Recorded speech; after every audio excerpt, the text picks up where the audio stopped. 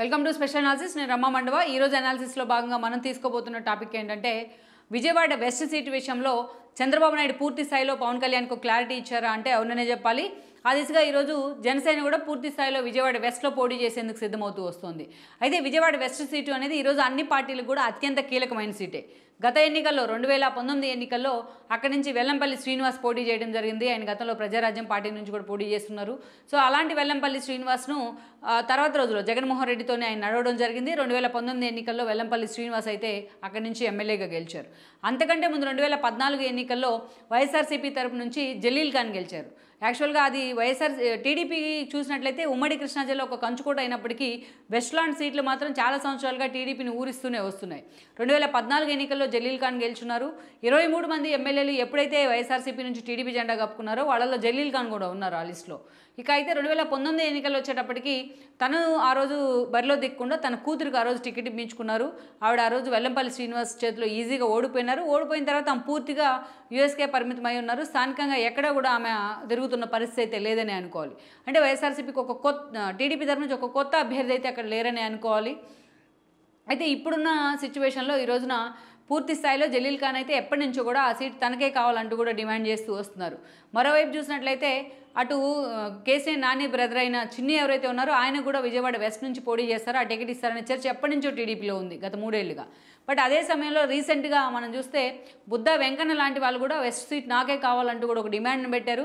ఆ సీట్ ఇవ్వకుండా ఉంటే తన ప్రయత్నాలు తాను చేసుకుంటానంటూ కూడా పార్టీకి ఒక అల్టిమేటం ఇచ్చున్నారు. ఇటీవలే తన అప్లికేషన్ కూడా తీసుకెళ్ళి విజయవాడ వెస్ట్ రేస్లో ఉన్నానంటూ కూడా తీసుకెళ్లి విజయవాడ కనకదుర్గ అమ్మవారి దగ్గర పెట్టి పూజలు కూడా చేస్తూ వార్తల్లోకి ఎక్కారు. అయితే ఇలాంటి సిచ్యువేషన్లో ఈ సీటు పూర్తి స్థాయిలో ఈ రోజున టీడీపీలో ఈ సీటు ఆశిస్తున్న అందరికీ కూడా ఒక జలక్కిచ్చేలాగా చంద్రబాబు నాయుడు అయితే నిర్ణయం తీసుకున్నారు. అది ఎవరికో కాదు, ఈ సీట్ అయితే జనసేనలో ఖాతాలోకి వెళ్ళబోతోంది ఈ విజయవాడ వెస్ట్ అనేది. మరోవైపు నుంచి చూస్తే జనసేన తరపున అక్కడ పోతిన్ మహేష్ పూర్తి స్థాయిలో ఎక్స్పోజ్ అవుతూ వస్తున్నారు ఎప్పటి నుంచో. జనసేన తరపున ఉన్న ఒక మంచి వాయిస్ వినిపించే నేతల్లో పోతిన్ మహేష్ లాంటి వాళ్ళు కూడా ముందుంటూ వచ్చారు. సో ఆయన ఎప్పటి నుంచో కూడా విజయవాడ వెస్ట్ సీట్ని కోరుతూ వస్తున్నారు. అదే సీట్లో పనిచేసుకుంటూ వస్తున్నారు. ఈరోజు టీడీపీ జనసేన పొత్తులు లేకపోయినప్పటికీ కూడా పోతిన్ మహేష్ జనసేన నుంచే పోటీ చేసే అవకాశం అయితే ఉండుండేది. ఆల్రెడీ ఈరోజు పొత్తులు కూడా కన్ఫామ్ అయిపోయి సీట్లు కూడా కన్ఫామ్ అయిపోయిన పరిస్థితుల్లో అది విజయవాడ కేంద్రం అంటే ఉమ్మడి కృష్ణా జిల్లా కేంద్రంగా కొన్ని కీలక సీట్లను జనసేన డిమాండ్ చేస్తూ వస్తోంది. అందులో ఒకటి బందర్ ఎంపీ సీట్ ఆల్మోస్ట్ జనసేనకే ఖరారైన పరిస్థితి బికాస్ ఆఫ్ బాలసౌరి ఎంట్రీ కారణంగా. సో ఇలాంటి సిచ్యువేషన్లో ఈ రోజున వెస్ట్ సీట్ని కూడా అంటే విజయవాడ ఎంపీ పరిధిలో ఉంటుంది వెస్ట్ సీట్ అనేది. ఈరోజు కేసీఆర్ నాని ఎంపీగా వైఎస్ఆర్సీపీ తరపు నుంచి పోటీ చేస్తున్నారు. నాట్ యెట్ టీడీపీ నుంచి అయితే ఒక అభ్యర్థిని డిసైడ్ చేయలేదు ఇంకా ఎంపీ అభ్యర్థిని.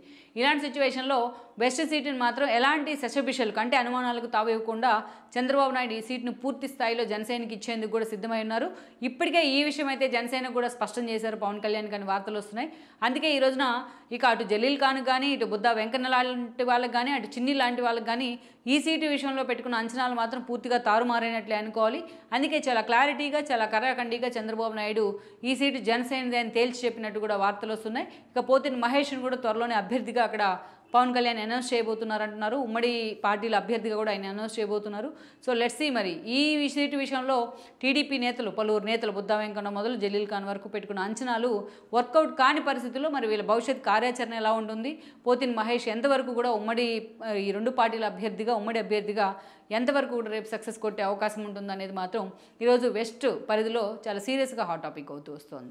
ఈ వీడియో మీకు నచ్చినట్లయితే please share, like and subscribe R24 Telugu.